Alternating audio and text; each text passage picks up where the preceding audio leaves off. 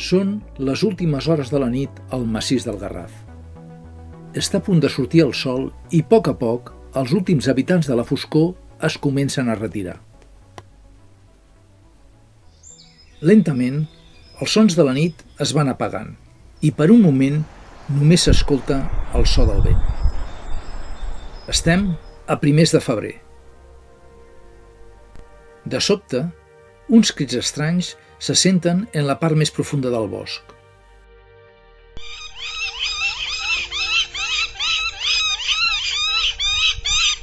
Són les còpules dels astors que ja han iniciat el zel. El període de zel està marcat pels vols nupcials, l'arranjament del niu i les còpules. En aquest període, els astors mostren ben visibles les seves plomes blanques de sota la cua. La parella que anomenem Urbana va decidir el mes de gener que aquest any tornaria a criar el mateix niu que l'any passat. Cada dia, al matí, comencen a arreglar-lo portant noves branques i reordenant les antigues. Al principi, és el mascle qui dedica més temps a aquesta tasca. La femella, però, també ajuda, encara que de vegades la feina no és fàcil. Avui, la branca que portava s'ha enganxat amb una altra branca i déu-n'hi-do el que li ha costat trencar-la. Aquest altre niu és propietat d'una altra parella que anomenem parella de la vinya. A finals de febrer també estan arreglant el niu, encara que amb un retard de 15 dies respecte a la parella urbana. Aquest niu és un niu diferent de l'any passat. Mentre està arreglant el nou niu, de vegades el mascle encara visita el niu antic.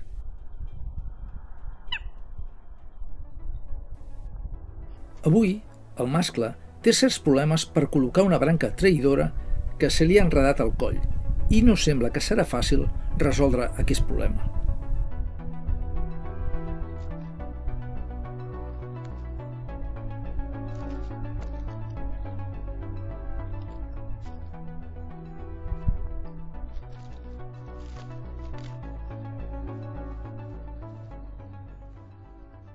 Però està clar que arreglar el niu és feina de dos, i la femella també li agrada dedicar-se a la decoració.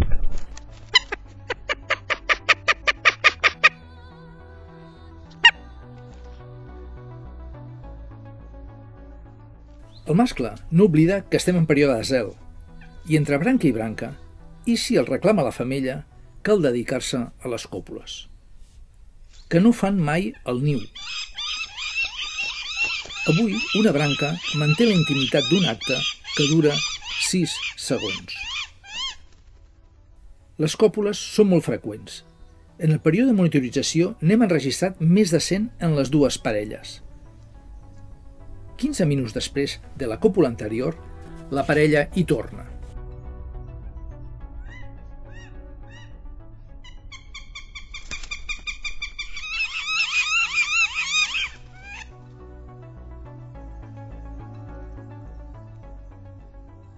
Ara, veiem la parella de la vinya seguint la mateixa conducta que la parella urbana.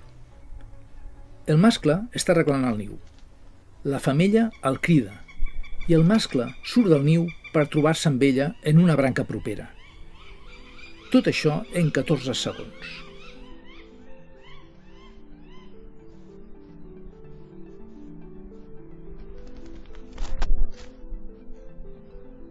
Sembla que els astors ja estan finalitzant la preparació del niu. Per això, d'en quan cal provar que el disseny del llit els encaixi bé. La revisió de les mides la fa tant el mascle com la femella.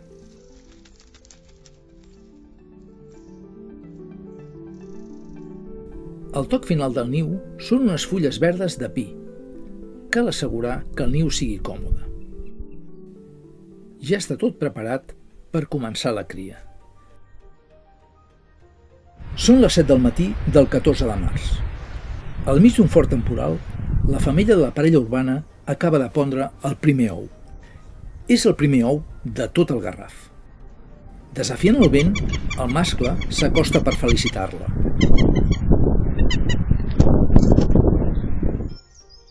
6 dies després, la femella posa el segon ou. Això no és gaire normal. Normalment, entre ou i ou hi ha un interval de 2 o 3 dies. En el proper mes, la feina principal de la femella serà covar aquests ous, però el mascle li anirà fent relleus perquè es pugui alimentar i estirar les ales.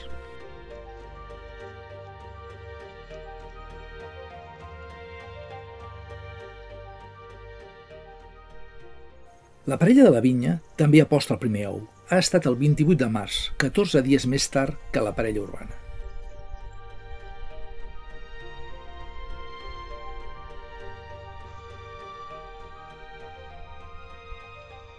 Els primers dies, el mascle també li fa relleus, però de moment acostuma només a vigilar els ous. Igual que la femella, també cova menys temps el primer ou perquè retardi la seva eclosió i coincideixi amb la dels altres ous. El 31 de març, al cap de 3 dies, la femella pon el segon ou.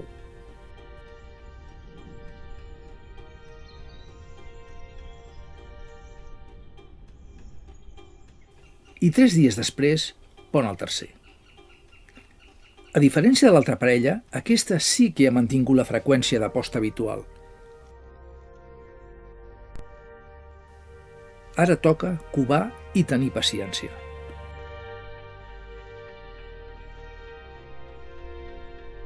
Per matar l'avorriment, un es distreu amb el que pot.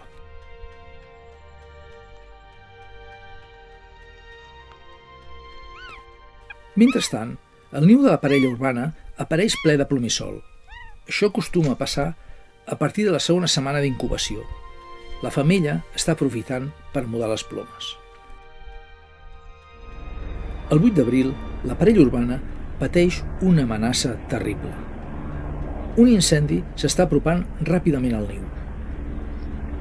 La femella sembla aguantar estoicament la proximitat de les flames, però durant molta estona deixa de covar.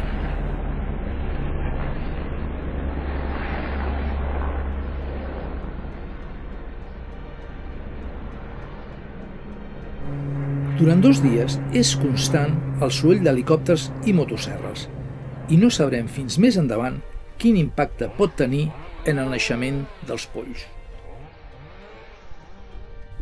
A la parella de la vinya, la incubació continua amb una normalitat monòtona. La femella cova i el mascle també. La feina és covar, covar i covar.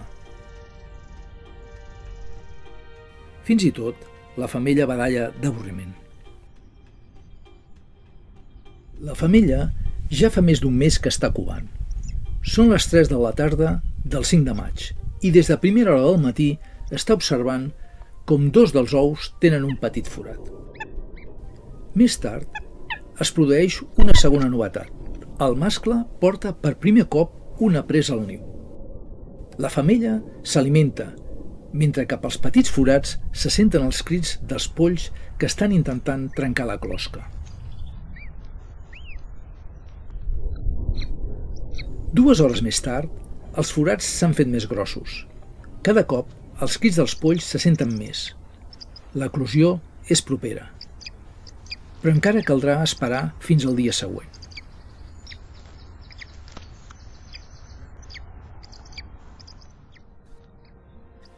Ara són les 7 del matí del 6 de maig. Tota la nit, els polls han continuat la seva lluita per obrir la closca. Finalment, sembla que un espavilat ho ha aconseguit. Ara només resta una mica d'ajuda per part de la femella. Sortir del tot no és cosa ràpida. Encara trigarà mitja hora.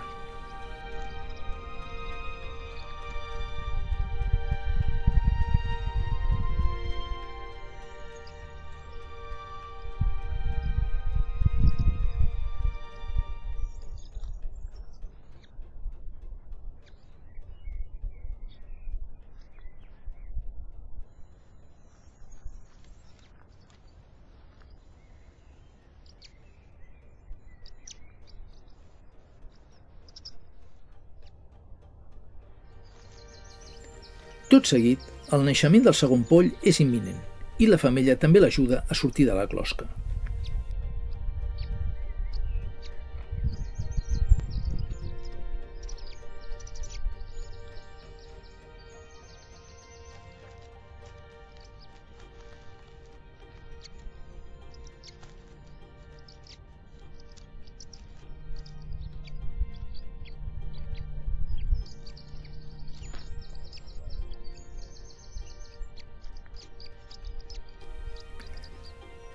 L'últim que resta és netejar el plomatge dels nounats, revisar les closques dels ous i a protegir la pollada.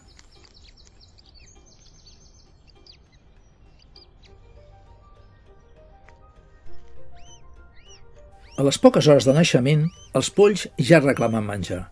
Vigilar-los i alimentar-los serà a partir d'ara la principal feina de la femella.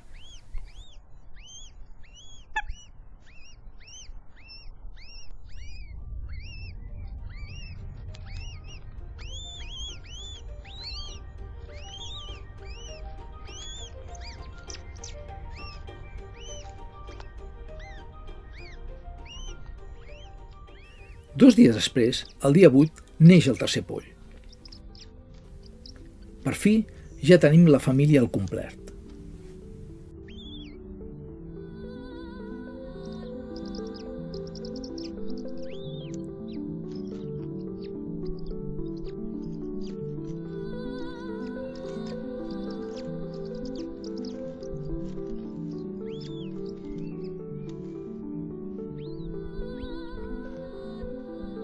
Mentrestant, la família urbana també ha donat la benvinguda al primer poll.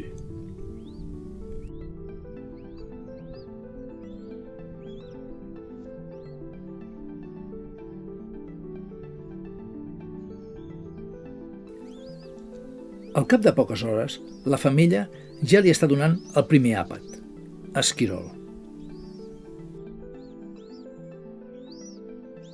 Al cap de 10 dies del naixement del primer poll, el segon ou desapareix. En els últims anys, la parella sempre havia tret 2 o 3 polls, però aquest any tindrem fill únic. Durant la criança, la presència del mascle al niu sempre és breu. La seva feina és aportar preses i el mascle de la parella urbana és una màquina de caçar.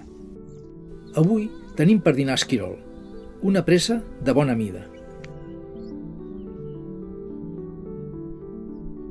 La femella peix el poll, que ja té 24 dies, i un cop tip s'emporta la presa fora del niu. Com altres vegades, deixa les restes al rebost que tenen en el niu que anomenem la talaia i que està a uns 20 metres del niu de cria. A última hora de la tarda, torna a portar les restes de l'esquirol al niu de cria i peix el poll.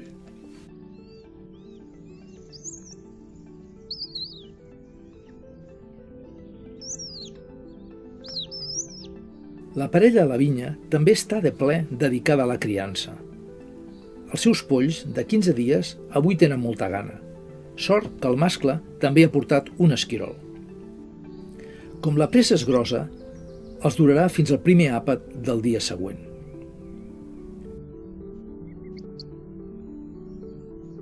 Aquest any, el 70% de les preses han estat tudons, merles i tórtores turques.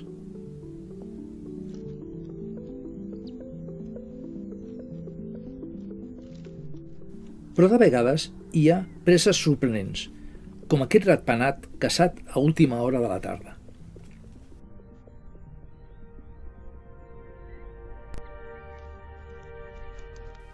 El poll de la parella urbana ja té 26 dies i sovint fa exercicis de vol.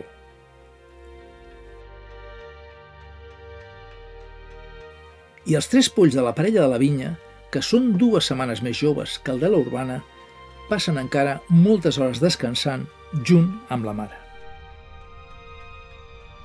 Som a última hora del 23 de maig i els polls de la vinya descansen tranquil·lament abans de que es faci de nit. Però aquesta nit no serà una nit més.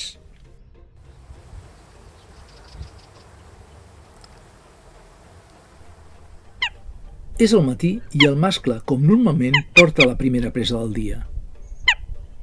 Però es troba amb una sorpresa. El niu està buit, els polls han desaparegut i la femella no hi és. Tot seguit també apareix la femella. Encara no assumeix que per la nit els seus polls han estat depredats. És difícil assegurar al 100% qui ha estat el culpable. Els principals candidats són la fagina, un depredador habitual en aquests boscos. O el gat mesquer, que també està molt dotat per poder escalar pels troncs dels arbres.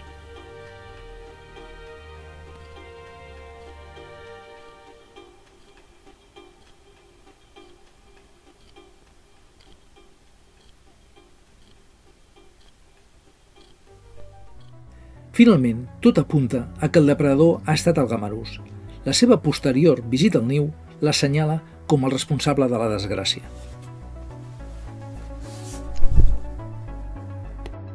Afortunadament, el poll de la parella urbana ha crescut sense problemes i avui ha decidit que ja és hora de volar. Primer, ho fa cap a una branca de l'arbre del cantó, però l'arribada del mascle amb una presa el farà tornar al niu.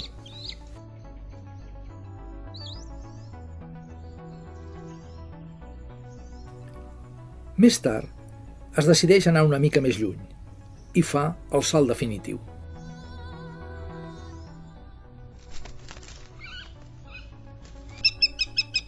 El dia següent, com és habitual a aquesta parella, el jove es desplaça fins al niu proper que anomenem la talaia, on aterra a una branca baixa sota l'atenta observació de la femella.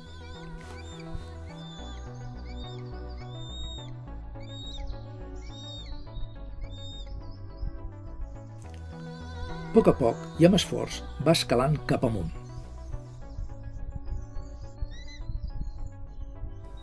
Finalment, al cap de 10 minuts arriba al niu i el comença a explorar. Durant les 2 properes setmanes, aquest serà un lloc de visita diari on passarà moltes hores. Pel que es veu, el niu també és visitat per altres habitants del bosc, sens dubte, un lloc perillós per ells. Moltes vegades, els adults portaran el menjar a aquest niu. El poll sempre defensa la presa, encara que qui la porti sigui la seva mare.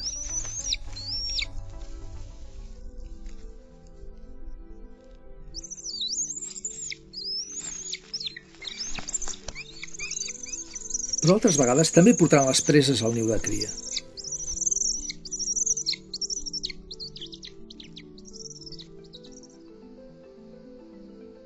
El dia 23 de juny és l'últim dia que el jove visita tant el niu de cria com el de la talaia.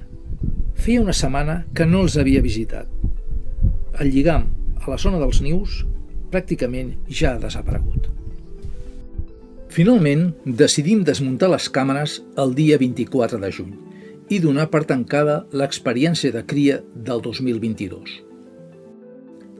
Aquest any hem pogut acompanyar els astors durant les tasques d'arranjament del niu i les còpules, obtenint informació molt rellevant per establir els períodes de protecció de l'espècie. També hem estat testimonis del trist fet de la depredació dels polls d'una de les parelles. Hem patit amb els astors l'impacte d'un incendi en les proximitats del niu i finalment hem gaudit dels primers vols de l'únic poll de les 2 parelles que s'ha criat amb èxit. Tot plegat, una experiència única per comprendre més bé els fils que mouen la vida dels astors del Garraf.